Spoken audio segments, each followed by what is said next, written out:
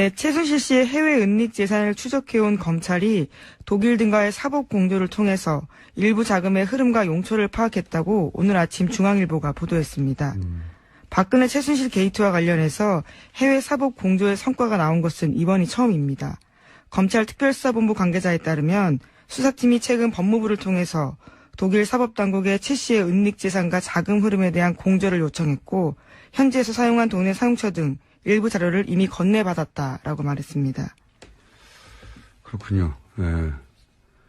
이런 뉴스가 나오면 항상 생각나는 게 가장 먼저 최재적 씨였나요? 최태민 씨의 네, 아들. 최태민 씨 생전에 본인이 직접 최태민 씨 방에 있는 금고에 가서 금괴와 양도성 채권죠. 등등 1조 당시 기준으로 1조 가량의 재산을 직접 목격했다. 이게 얼마나 됐겠습니까? 그게 다 어디로 간지 모르거든요. 30, 40년 전인데. 이 재산 추적은 부정 축제한 재산에 대해서 국가로 기소하는 게 맞다는 게 이제. 네, 환수시켜야 된다는 거죠. 문 대통령의 공약이기도 했고. 뉴스 공장에서도 이 추적하는 코너를 만들어 볼까 저희가 구상 중입니다. 아마 몇 주 이내에 등장하지 않겠는가. 해야죠, 사실. 근데 오래 걸릴 일 같아요. 한두 달에 끝날 일이 아니라. 네, 해외 재산이다 보니까요, 시간이 오래 걸리는 것 같아요. 불가능하지는 않다는 게, 지난 연말입니까? 연초입니까? 저희 방송에 나왔던 안원구 대구 국세청장 전, 그분이 이제 전문가적 견해에서 볼 때, 2년 정도는 추적 가능하다. 본인에게 100명만,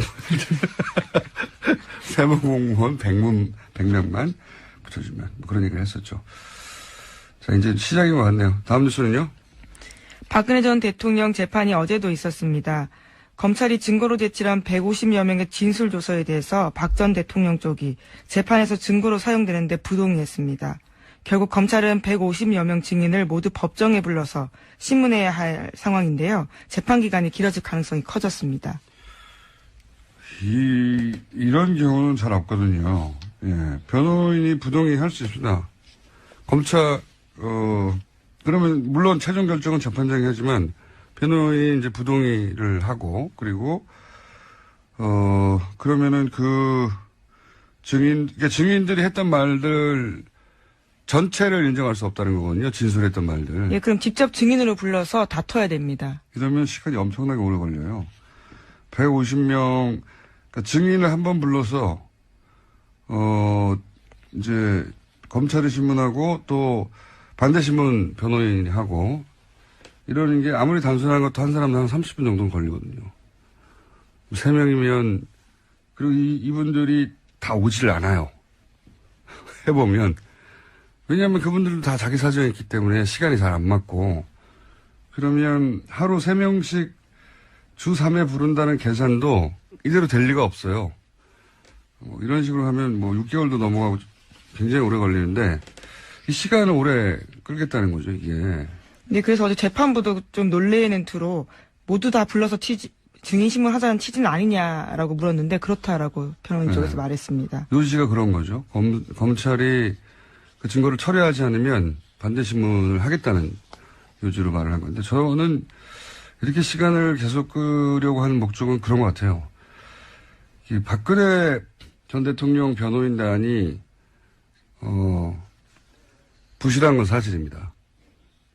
어떤 의미에서 부실하냐면, 이재용 삼성 부회장의 변호인단에 비하면 상대적으로 대단히 부실하죠. 예. 근데 지금, 이재용 부회장의 재판 결과와 상당히 연동되어 있다고 볼 수 있거든요, 이 사건은. 네, 뇌물죄 부분은 공범이라고 볼 수 있으니까요. 그러니까 이재용 부회장의 혐의가 이재용 부회장을 변호하고 있는 최고의 변호인단에 의해서 어느 정도 벗겨지거나 하면 본인들에게 유리할 거라고 보고 시간을 끌고 있다라고 저는 생각합니다. 재판 전략이기도 한 거죠. 예. 그런 이유 아니겠는가. 하여튼 상식적이지 않은 부동이긴 하나 그거밖에 방법이 없으니 이러고 있는 것이다. 저는 그렇게 봅니다. 자, 다음 뉴스는요. 네, 어제까지 이낙연 총리 후보자에 대한 청문회 있었습니다. 네. 야당 청문 의원들은 청문회 이틀 동안 1,000통이 넘는 문자 메시지 받았다라고 합니다. 문자 메시지, 1,000통이 넘는. 이거 관련해서는 좀 뉴스 좀 나오고 어제도 잠깐 뭐 자제할 필요 없다고 제가 했는데, 이게 이제 문자 폭탄이란 단어부터가 굉장히 부정적인 뉘앙스죠. 근데 가만히 생각해 보면 이건 문자를 받는 정치인 시각에서 본 겁니다. 정치인 입장에서는 막 쏟아지니까. 그런데 보내는 유권자들 입장에서 이 현상을 보면, 자, 우리 모두 같이 문자 폭탄을 보내요 하고 서로 텔레파시를 보낸 다음에 일시에 문자를 보낸 게 아니에요. 그러니까 이 문자는 폭탄이 아니고 하나하나가 다 유권자들이 개별 행동을 한 거예요. 그런데도 이렇게 많이 문자가 가는 건 그 어떤 정치인의 어떤 언행을 보고 같은 감정을 느낀 유권자가 그렇게 많다. 그걸 입증하는 겁니다. 그러니까 문자 폭탄이라고 부르면 안 되는 거예요, 정확하게. 이거는 그냥 정치인이 문자를 많이 받았네? 라는 관점에서 그 결과치만 보는 거고요. 거꾸로 봐야 되는 거죠. 유권자가 서로 맞추지도 않았는데 특정 행동에 대해서 문제가 있다고 느끼는 사람이 그렇게 많다는 겁니다. 그러니까 이거는 문자를 받는 정치인 시각에서 폭탄이라고 할 게 아니고 그 정치인이 대체 무슨 정치적 행위를 했길래 그렇게 많은 유권자들이 동시에 반응한 거지? 이렇게 봐야 되는 거죠. 그렇게 보면 유권자 입장에서는 문자로 항의를 하는 거거든요. 문자로 지적을 하는 거고. 그럼 문제가 없는 거예요. 용어만 바뀌어도. 생각해보면 아니, 뭐, 정치인이 아닌 저도 방송하면 막 수백 통씩 문자가 쌓입니다, 저기에. 카톡도 오고, 게시판에, 뭐, 앱에 욕설도 오고, 방송국으로도 막 전화, 게스트가 뭘 마음에 안 들면 수백 통씩 전화 오기도 해요. 항의 전화 오고. 어떤 날은 거의 전체가 비난입니다. 저희 PD부터 끌려 나와가지고. 마음에 들지 않는 게스트가 마음에 들지 않는 말을 하거나 하면, PD 나가 죽어라, 이것부터 시작해가지고. 그렇다고 제가 우는 소리 합니까? 아니, 우는 소리를 한다고 정말 잘 울었다고 누가 해줍니까? 바보 소리나 듣지? 응? 청취자 반응조차 수용하지 못한다는 소리 듣지. 정치인만 왜 우는 소리를 듣고 있는 거죠? 이거는 정치인들은 한 사람 한 사람이 헌법기관이에요. 대의기관이고. 그런데 어떤 정치행위, 뭐 청문회를 하든 가중이든 어쨌든 하는데 유권자가 이것은 문제라고 정치 의사표현을 하는 거예요. 거기다 왜 우는 소리를 합니까? 이전에 그런 적이 없었던 거는 과거에는 정치인한테 그런 문자를 보내는 게 두려웠거든요. 막연히. 정치인이 막 대단한 것 같고 감히 국회의원에게. 내 일도 아닌데 그 일이 직접. 뭘 그렇게까지 하나. 근데 그게 이제는 이 정치적 참여율이 대단히 높아져가지고 그 벼슬이 아니고 세금 받는 공복이니까 내가 정치적 의사표현을 하는 거예요. 당연히. 이게 이전에는 그런 적이 없다고 해가지고 폭탄이라고 문자를 받는 정치인 입장에서 바라보면 안 되는 거예요. 정치적인 행위는 언제나 유권자한테 이렇게 감시 평가의 대상이 돼야 되는 겁니다. 그걸 감수해야 될 의무가 있는 거고 안 그러면 정치는 하면 안 되는 거예요, 이제. 유권자 의식이나 행동 양식이 계속 변하는데 정치인이 여기 적응을 못하면 안 되는 거죠. 정응을 해야지. 아니, 옛날처럼 보내지 마세요. 이런 거거든요. 근데 물론 뭐 시간이 너무 늦다거나 내용이 협박성이 있다에 대해서 호소하는 부분도 있었습니다. 그런 사람도 있겠죠. 저희 문자에도 많아요. 욕설도 있고. 그리고 그 문자는 유권자들이 자기 전화번호를 노출하고 하는 거예요. 익명으로 하는 게 아니에요. 예. 휴대폰으로 겨우 문자 보내는데 휴대폰을 면상에 던졌다고는 모르겠어요. 수백 명이. 이건 무슨 화염병 던지지 말라는 수준으로 자꾸 가르치려 들 게 아니고 배워야 돼요. 새로운 유권자 행동 양식을. 그러면 휴대폰 하나 더 두세요. 문자 받는 휴대폰을 정치인들이 직접적으로 공개하고 저한테 항의하시거나 의견이 있거나 또는 뭐 격려하실 분들은 제가 일상적인 생활도 해야 되고 하니 휴대폰을 하나 더 두겠습니다. 라고 하든가. 하여튼 저는 이 현상을 바라보는 언론의 태도도 마음에 안 들고 이걸 문자 폭탄이라고 부르는 용어도 마음에 안 들고. 왜 문자 폭탄이에요? 그럼 받는 사람 중심으로 그 정치인 해당 관점에서 용어를 정한 거예요. 보내는 사람은 다 개별적으로 보내는 겁니다. 하나하나. 너무 길게 했네. 자, 다음 뉴스 짧게 해주세요. 아니, 생각하면 생각할수록 난 이상해서 이 현상이. 이걸 보고 자꾸 가르치려드는 게 그러지 말라고. 왜 자제를 해야 해요? 자, 다음으로 합시다. 네. 청와대가 대통령 비서실 특수활동비 등 127억 중에서 53억 원을 절감하겠다고 밝혔습니다. 절감한 돈은 청와대 청년 일자리 창출과 소외계층 지원에 쓰겠다고 밝혔습니다. 그렇군요. 밥은 먹이면서 일을 하는 게 우리 이제 정석이긴 한데, 밥값도. 네, 자기 밥값은 자기가 내겠다라는 거요. 이게 공식 맞긴 맞는 거죠. 행사에서는, 예. 네, 맞긴 맞는 거죠. 우리 정서상은 이제 밥을 먹이면서 일을 시키자, 뭐 이런 게 있긴 한데, 이게 맞긴 맞는 거죠. 공무원이니까요. 네. 자, 다음은요. 네, 청와대 새 민정비서관에는 백원우 전 의원이 선임됐습니다.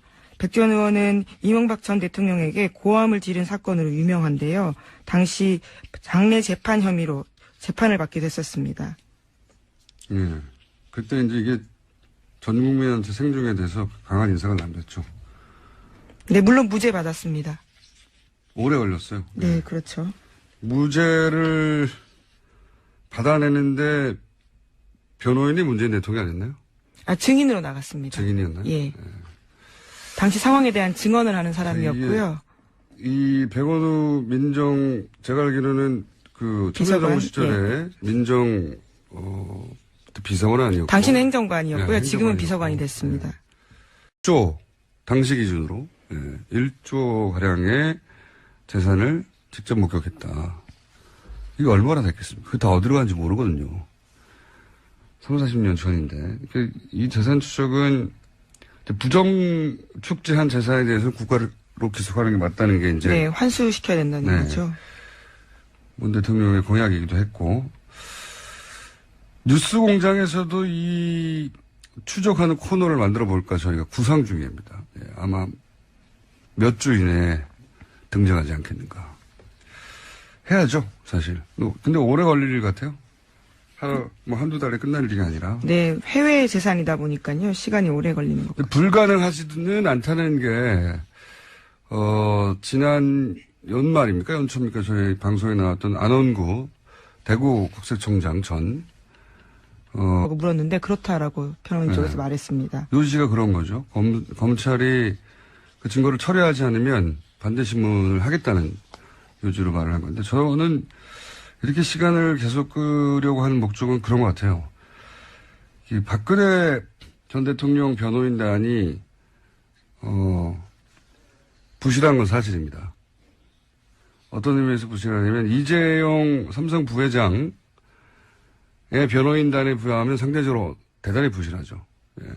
근데 지금 이재용 부회장의 재판 결과와 상당히 연동되어 있다고 볼 수 있거든요, 이 사건은. 네, 뇌물죄 부분은 공범이라고 볼 수 있으니까요. 그러니까 이재용 부회장의 혐의가 이재용 부회장을 변호하고 있는 최고의 변호인단에 의해서 어느 정도 벗겨지거나 하면 본인들에게 네, 최순실 씨의 해외 은닉 재산을 추적해온 검찰이 독일 등과의 사법 공조를 통해서 일부 자금의 흐름과 용처를 파악했다고 오늘 아침 중앙일보가 보도했습니다. 박근혜 최순실 게이트와 관련해서 해외 사법 공조의 성과가 나온 것은 이번이 처음입니다.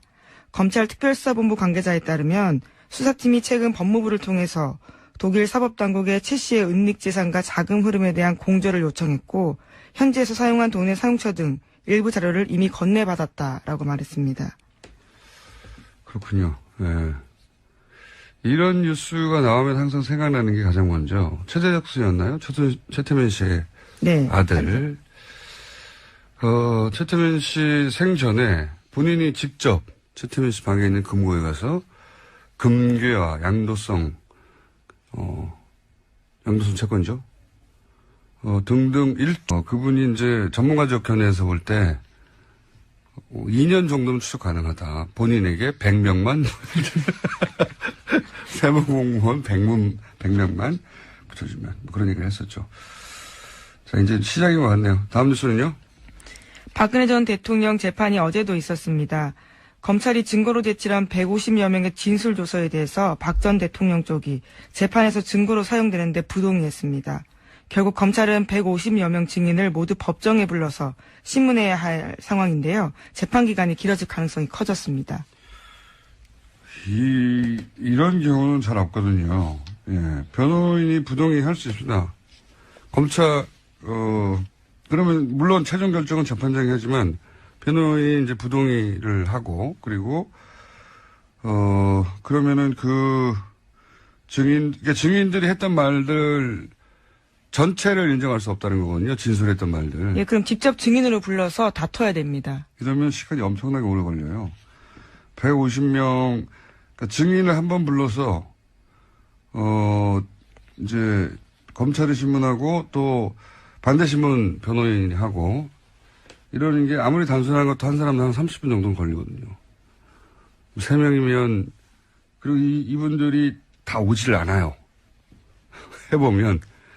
왜냐하면 그분들도 다 자기 사정이 있기 때문에 시간이 잘 안 맞고, 그러면 하루 3명씩 주 3회 부른다는 계산도 이대로 될 리가 없어요. 이런 식으로 하면 6개월도 넘어가고 굉장히 오래 걸리는데, 이 시간을 오래 끌겠다는 거죠, 이게. 네, 그래서 어제 재판부도 좀 놀래는 투로 모두 다 불러서 증인신문 하자는 취지는 아니냐라고